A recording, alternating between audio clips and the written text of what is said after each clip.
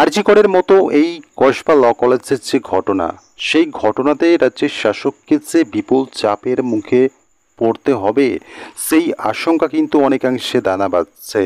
যেভাবে বিভিন্ন রাজনৈতিক দল বিক্ষোভ দেখাচ্ছে, বিভিন্ন রাজনৈতিক দল, এসএফআই হোক, এভিপি হোক, বিজেপি হোক, বিভিন্ন রাজনৈতিক দল কিন্তু পথে নেমে পড়েছে।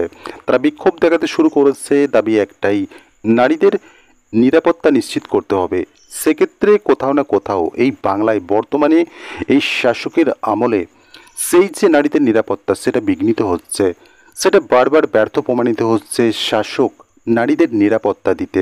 বিগত দিনে ঘটনা ঘটলো আরজি করের মতো একটা ঘটনা, সেখানে একজন চিকিৎসক কর্মস্থলে ধর্ষিত হচ্ছেন, প্রাণ হারাচ্ছেন, এবং কোথাও না কোথাও তারপরে কিন্তু একটা বছর গড়াতে না গড়াতেই আবারও সেরকম একটা ঘটনার সামনে আসছে। এবং যদি দেখা হয় এই যে ঘটনা, এই ঘটনায় জড়িত হচ্ছে কারা, অভিযুক্ত হচ্ছে কারা, শাসক দলের লোকেরাই।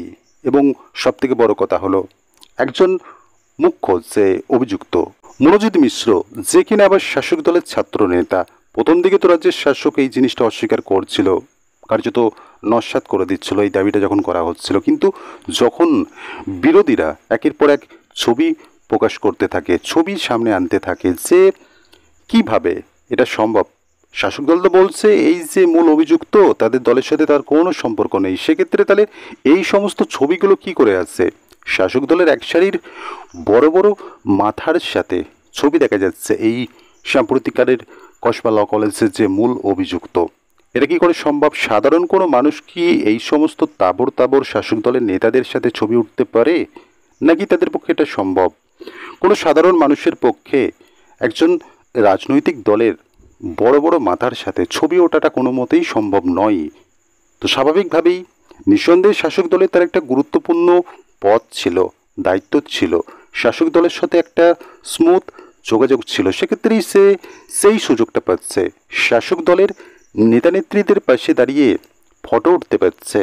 সবথেকে এই বিষয়টাই শাসক দলকে অস্বস্তিতে ফেলে দেয়। কার্যত প্রথম দিকে তো তারা অস্বীকার করছিল, কিন্তু যখন এই সমস্ত জিনিসগুলো, এই ফটোগুলো সামনে আসছে, তখন কিন্তু শাসক দলের অস্বীকার করার কোনো পথই থাকছে না, পথটা বন্ধ করে দিচ্ছে বিরোধীরা।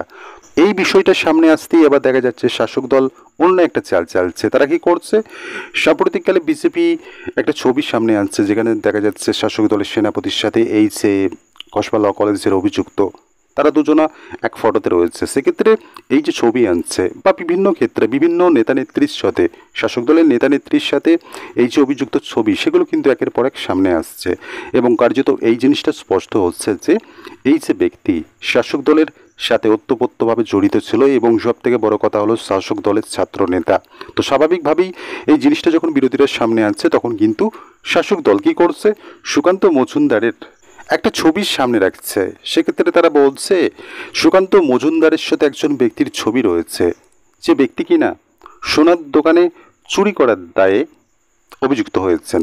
সেক্ষেত্রে তারা এই যুক্তিটা উত্থাপন করছে, এই যে কসবা ল কলেজের অভিযুক্তের সাথে শাসক দলের নেতা নেত্রীদের ছবি, সেই জিনিসটার পাল্টা কিন্তু এই ছবিটা শাসক দল আনছে। যে তারা বলতে চাইছে এই যে সুকান্ত মজুমদারের পাশে যে ব্যক্তি সোনার দোকানে লুট করছে, লুটের দায়ে অভিযুক্ত, সেক্ষেত্রে কি সুকান্ত মজুমদার, যেহেতু তার সাথে ফটো উঠেছে, সেক্ষেত্রে কি সুকান্ত মজুমদার এই ব্যক্তিকে লুট করতে পাঠিয়েছে?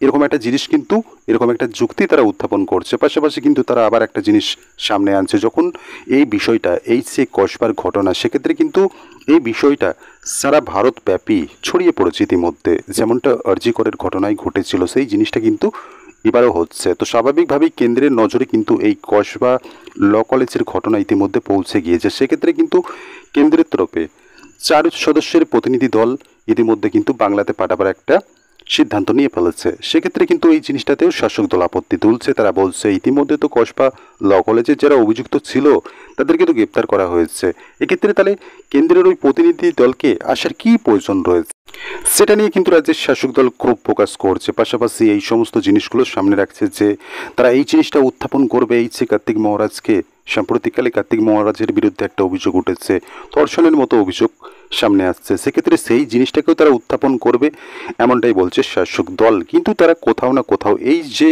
সমস্ত জিনিসগুলো করতে চাইছে, সেক্ষেত্রে তারা কি এই বর্তমান পরিস্থিতিটাকে যেভাবে এই প্রতিবাদের ঢেউ আস্তে আস্তে বেগ পাচ্ছে, সেক্ষেত্রে কি সেই জিনিসটা তারা সামাল দিতে পারবে, নাকি এই জিনিসটার আশঙ্কা করেই যে পুনরাবৃত্তি হতে চলেছে আরজি করের মতো একটা আন্দোলন আবারও আছড়ে পড়তে চলেছে শাসক দলের দুয়ারে, সেক্ষেত্রে তাদের বিপুল চাপের মুখে পড়তে হতে পারে। সেই আশঙ্কাটা করেই কি এবার তারা বিভিন্ন রকম ঘুঁটি সাজাচ্ছে, যাতে বিগত দিনের মতো তাদের আবার নাকানি চুবানি যাতে না খেতে হয়, সেই জন্যই কি তারা অগ্রিম প্রস্তুতি নিচ্ছে। বিগত দিনে যে সমস্ত ভুলগুলো ভ্রান্তিগুলো তাদের ছিল, কার্যত আরজি কর থেকে তারা কি সিদ্ধান্ত বা কোনো শিক্ষা তারা নিয়েছে, এটা নিয়েই কিন্তু একটা প্রশ্ন রয়েছে।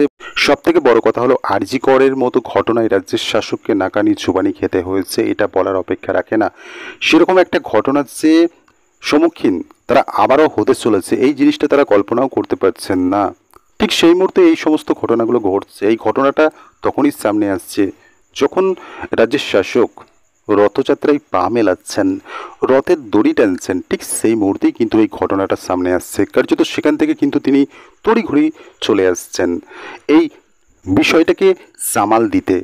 কার্যত আবারও যে আরজি করের মতো একটা বড় সড়ো ঘটনা ঘটতে চলেছে, প্রতিবাদের ঝড় বইতে চলেছে, এটা তো স্পষ্ট হচ্ছে। বিভিন্ন রাজনৈতিক দল কিন্তু ইতিমধ্যে প্রস্তুতি নিচ্ছে, এবং সব থেকে বড় কথা হলো রাত দখলের মতো কর্মসূচির যিনি মুখ্য উদ্যোক্তা রিমঝিম সিংহ, তিনিও কিন্তু এই জিনিসটা সাম্প্রতিককালের ঘটনা নিয়ে বলছেন যে আবারও হয়তো মানুষকে, জনগণকে পথে নামতে হবে এই নারী নিরাপত্তা নিশ্চিত করতে, প্রতিবাদ করতে।